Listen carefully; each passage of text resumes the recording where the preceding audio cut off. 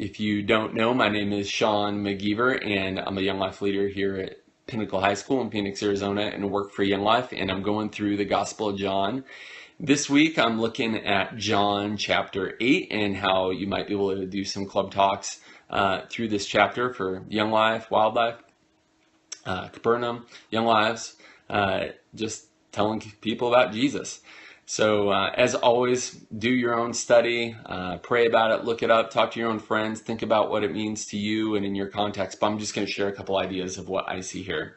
Now, when you look at chapter 8 in John, there's basically two big parts. There's the first part, which is the famous woman caught in adultery story, which I'll have quite a bit to say about. And then the whole second part, which is the bigger chunk of the chapter, is about Jesus with the Jews who are questioning his authority, including the important I am statement that we get in John 8:12, I am the light of the world. Whoever follows me will never walk in darkness, but will have the light of life. So that's a fantastic phrase there that you could definitely build a club talk on. But I am going to suggest that you might do, if you're going to pick and you're going to do one in club, that you would do the first part, the woman caught in adultery. It is just such a dynamic story. Now, I do need to say, and I include quite a bit about this. Well, there's a ton I could say, but I include a note on the woman caught in adultery story. It's important for you to know. I wouldn't say you would need to mention this. In fact, I would not mention this in a club talk. But for anyone who teaches the Bible, for any leader, it's good to know about this passage, that it very, very likely was not originally part of John's gospel, but was later added into John's gospel. It may have been in Luke's gospel. It may have been a story that was circulating, but virtually did not, the manuscript evidence does not support that it should be in the Gospel of John, and the early church fathers don't mention either this story. They don't mention the story, I think, until about the 4th century, and don't include it in John. It was a later addition. But with that said, and I include a little bit more information on there, and if you look in any good commentary, you can read about it. While it probably doesn't, it shouldn't be in John chapter 8, it certainly is looked at as an authentic story of Jesus.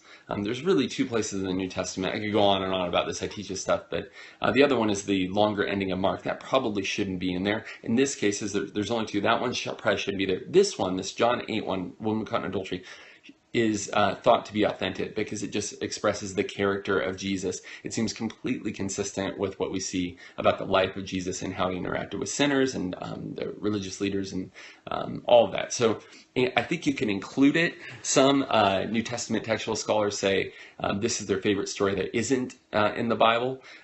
Whatever way in your head you think about it, I want to let you know that myself, I guess as a budding theologian and scholar, I'm comfortable using it in club talks. I know one Young Life staff person that does not use this because of those reasons, but I've looked at it pretty in depth, and I feel really comfortable talking about it in club, expressing the life of Jesus. But as I don't share it with students unless they were to ask about why is that note in the Bible, but I myself do know why it probably should not be there in that, and I think it would be good for you to know that. All right, enough of that. I'm going to stop talking about that. For the story itself, the setting is that Jesus is at the temple courts, and then he has this interaction there. I like to think about it as, where is the spotlight? The spotlight first goes to the woman. Now the woman gets drug in front of the entire group, and they make her stand in front of the group, a pretty embarrassing situation. The leaders had caught her in the act. Literally, the way that it's worded is they would have seen her in the act of adultery, having sex. They declare that Moses' punishment is to stone her. I'll mention a little bit about that in a moment. But the Jewish leaders want to know what Jesus' response. I mean, most likely what they're trying to do is trap Jesus. Do you uphold what Moses says about the law, or are you going to go in a different direction? So they're always trying to trap him, and that's really what's going on behind them catching this woman, bringing her there, all of that. Then the spotlight goes on Jesus. he then does the famous writing in the dirt. We don't know what it says. People have made some guesses to it, but the fact of the matter is we don't know what it says. Potentially, my guess was just to take the spotlight off of the woman in her time of need, being vulnerable in a time of shame, embarrassment, all of that. She could have been barely clothed or maybe even less, and say, I'm going to put the focus on me. I just think it's an incredible, gentlemanly, and great way that God expresses, I want the focus of your shame. Why don't you go ahead and look at me right now? He does that in a genius way by drawing in the sand, writing in the sand. And it says that the Jewish leaders keep questioning Jesus. Then the spotlight goes from the woman, then to Jesus, and then to the crowd. And he says to them, if you are without sin, throw the first stone. Do you see what happened there? It goes from the woman, everyone's just staring, what's going on with her. Almost, you could use an example where people say, fight, fight, fight in these days. Everyone just focuses in on what's going on there. He says, I'm going to remove that shameful focus. I'm going to remove the situation here. Look at me. Now, I'm actually going to have you look at yourself. Why don't you look at the speck in your own eye is another way to put that. When he does that, he brings the spotlight back to himself. He begins writing again in the dirt, and because of what he had said earlier, everyone leaves. Then when everyone leaves, he is then alone with the woman and says two things to her. He says, I don't condemn you, leave your life of sin. Genius there. I'll touch on it in a moment, incredible. And that's the story. So I like to think about it of where is the spotlight? The spotlight is on the woman. Jesus says, no, put the spotlight on me instead. Then he says, well, what about you all that are here? Spotlight them. He puts it back on himself. Those people all leave. The woman is there. Then he gives her back the spotlight to tell her two important things. And this is really the crux of the story. This is where it should be. I am not here to condemn you. And I also I have a better plan for you. Leave your life of sin. What you're doing is not God's best for your life. Couple main points here. There's a bunch. I'm going to keep it simple, but Jesus is full of grace and truth. We know that from John 1:14, a foundational verse for anyone in Young Life. Word became flesh and is dwelling among us, seeing the glory of the one and only came from the Father, full of grace and truth. And here's a perfect example where Jesus extends incredible grace by taking the spotlight off of her and also saying he doesn't condemn her. And then also doesn't withhold the truth, which is leave your life of sin. Stop what you're doing. This isn't bringing you life.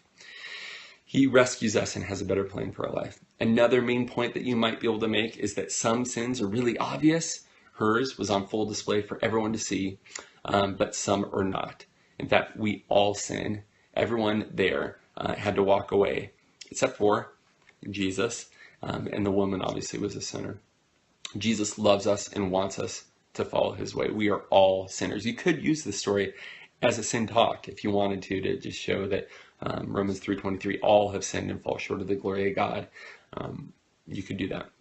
What does this show us about Jesus? Jesus has incredible patience and compassion for our sin. While others wanted to stone her right away and pronounce their judgment, Jesus was looking for a longer-term solution to her, which is for her to turn her life in the right direction, in a way that would please God. He has incredible patience and compassion. So in this regard, this story could be about the character of Jesus. He's compassionate, he's patient. On the other hand, Jesus has little patience for attempts to shame and judge other people.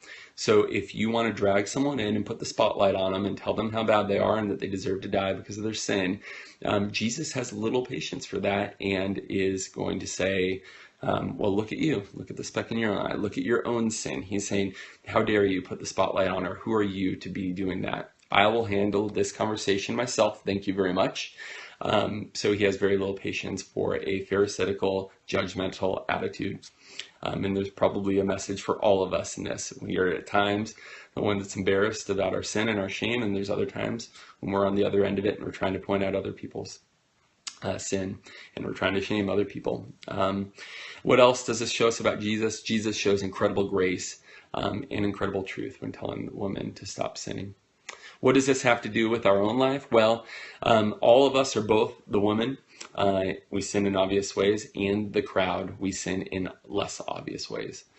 Also, if we have shame about ourselves, Jesus embraces us and is eager to rescue us. So what does this tell us about our life? The fact of the matter is that we all have some guilt. We all have some shame. We all have things that we're embarrassed about, that we don't want people to know. And Jesus embraces our guilt and our shame and our embarrassment, and he's eager to take the spotlight off of us, put it onto him, and to help us walk through that. Now, I'm going to give you a couple relevant technical details, and then I'll give you some illustrations, and then basically I'll be done. But I already made a bunch of notes. I included them on here about how this was not, this should not be thought of as an original story from the Gospel of John. But on the other hand, you shouldn't get too worried about it. Almost unanimously, scholars agree that this is a very reputable and authentic story that likely just shouldn't have been placed in the Gospel of John the way that we have it in our Bibles now. Take a book or a class on hermeneutics or exegesis if you want to know more about that, or textual criticism.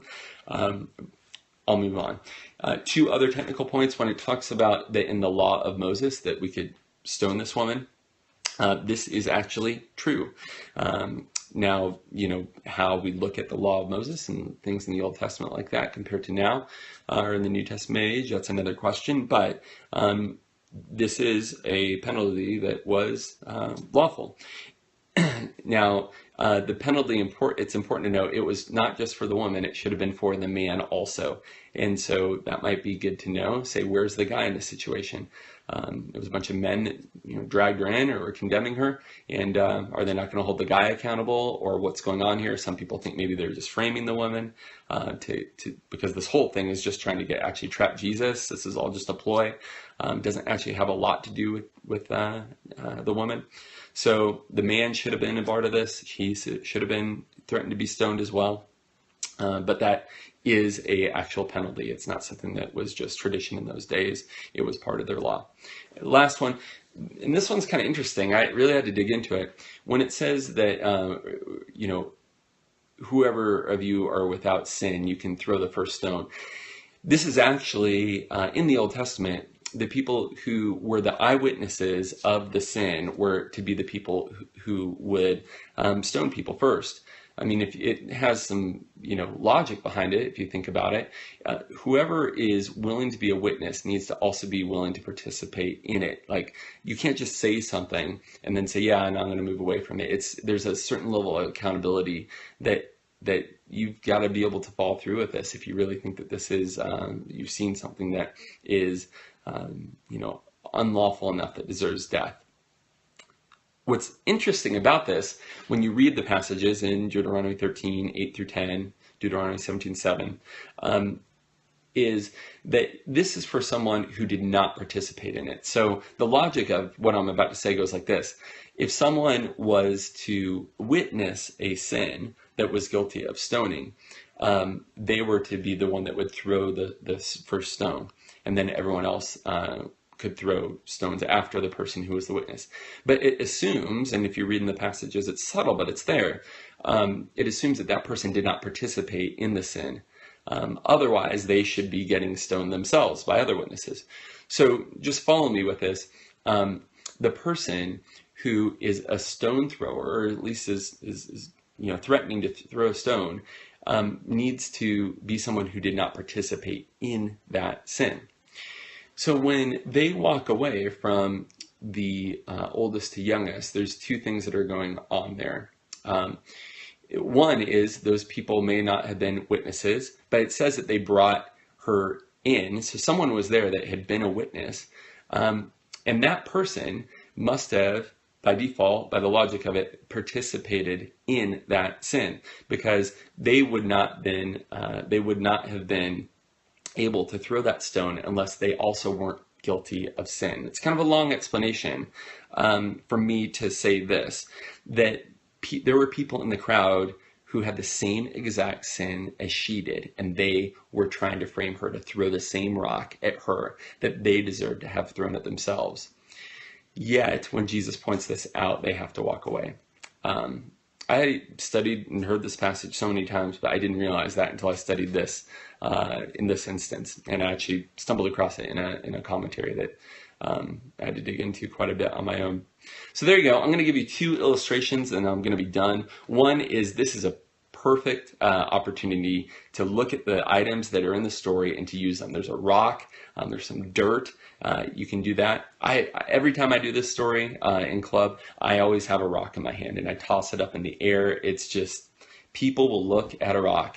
Then when it says, you know, that they were going to stone her, I always come out and I say, you know, this is what she was facing. A rock in your hand, you're tossing it up in the air. It's a powerful, powerful illustration. Then when it says that they, you know, walk away if anyone's without their stones, if anyone's out sin, let them be the first to stone her, and that they go away, I always drop my stone from a pretty high place so that you can hear it hit a big thump on the ground. And I leave a couple seconds of silence there to make the point that, you know what, we all sin.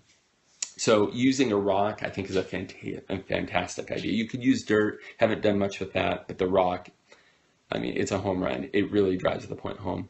The last one is, it says that Jesus, or that she was dragged into the middle of the crowd. I might go into the middle of the crowd and say, you know, how awkward is this of someone who's guilty of something this, you know, kind of just unforeseeable, kind of vulgar, just wild, was right in your midst. So just walk into the middle of the crowd, whatever crowd that you're speaking to. So that's it. There's a couple ideas of things to do if you're going to teach through this passage.